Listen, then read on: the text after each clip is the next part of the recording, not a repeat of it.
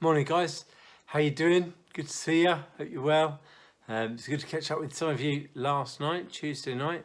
If you're not catching up with us via our families and children's Zoom, it's on a Tuesday, drop me a message and I'll send you guys the invite. But it was good to catch up with some of you, and I believe you might have got some bags of Haribo through the post. I hope you enjoyed them. So today we're carrying on with the Action Bible, and we're going to be reading from page 112, Baby in a Basket. But we need to think back from where we've come. If you remember, last few weeks we've been talking all about Joseph and how Joseph saved Egypt.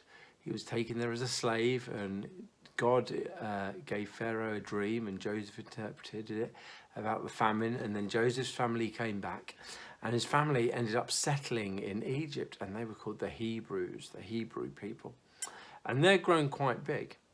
And we find ourselves a while later, and there's a new Pharaoh, and he's forgotten all about Joseph and what Joseph did, and what Joseph's God, our God, did. And he's getting a little bit worried because these Hebrews who aren't Egyptian are becoming very strong and mighty, and lots of them are now slaves. So we're going to carry on from page 112. So the new Pharaoh in Egypt had forgotten that the Hebrews' ancestors, Joseph, saved Egypt from the famine.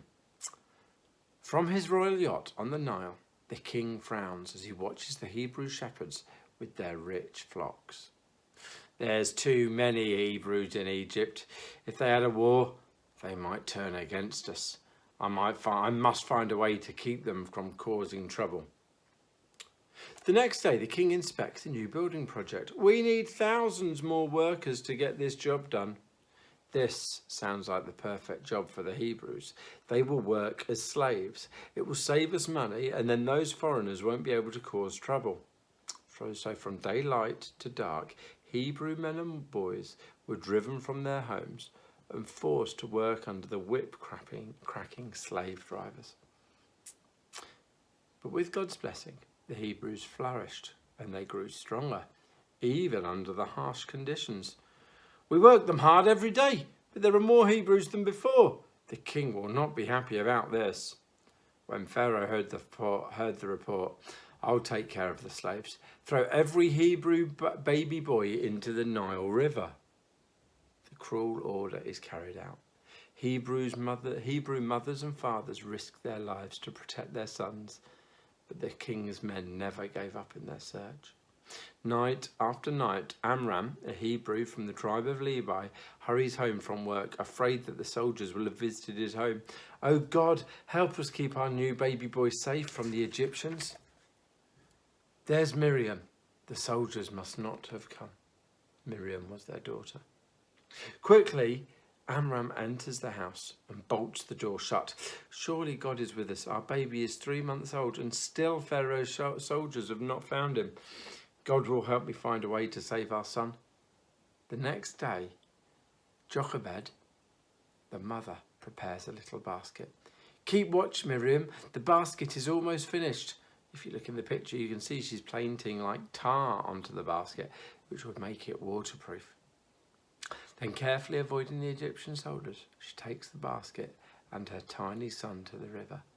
His basket will float like a little boat, Miriam said. Keep watch over him, Miriam. Oh, my son, it tears my heart to send you away. May God watch over you and protect you. What a tough decision that would have been for that baby's mum and dad, because they knew if they hadn't sent the baby off in a boat, in that little basket, then the soldiers would have come and found him and thrown him and killed him. So they didn't know if he would live or not, but there was a chance that he would. Let's see what happens. Miriam hid in the bulrushes and watched. The princess, will she see the baby's basket? The baby's basket was floating by the princess, by Pharaoh's daughter. Look, what a strange little basket. I wonder what's inside it. The maid brought the basket to the princess, who opened it up. A baby. Listen to him cry. We have to find someone to feed and care for him. Just then, Miriam steps out of the bushes. Shall I find a Hebrew nurse for the baby? Yes, bring one to me as soon as you can. Mother, come right away. The princess has found our baby, and she wants a Hebrew nurse to take care of him. God has answered my prayers, Miriam. My son will be safe with the princess. So at the river's edge, take this baby and care for him. If anyone questions you, send word to me at once. I'm naming him Moses because I pulled him out of the water. So that baby has been given a name Moses. And he's been taken by Pharaoh's daughter, a princess. And she said, I'm keeping this baby as my own. But she wanted a Hebrew lady to look after the baby. So Moses' mother was able to look after him. And we'll find out next week that Moses grew up to be an Egyptian prince after his mum being a princess. And he lived a luxurious life. But then something went wrong. So what do we learn from that? Well, there's that little baby, isn't there? And God had a plan. And sometimes when we can't see what God's plans are, it doesn't matter because God's got a plan for it and has got everything sorted and everything will be all right in the end. And there is Moses, his mum and dad.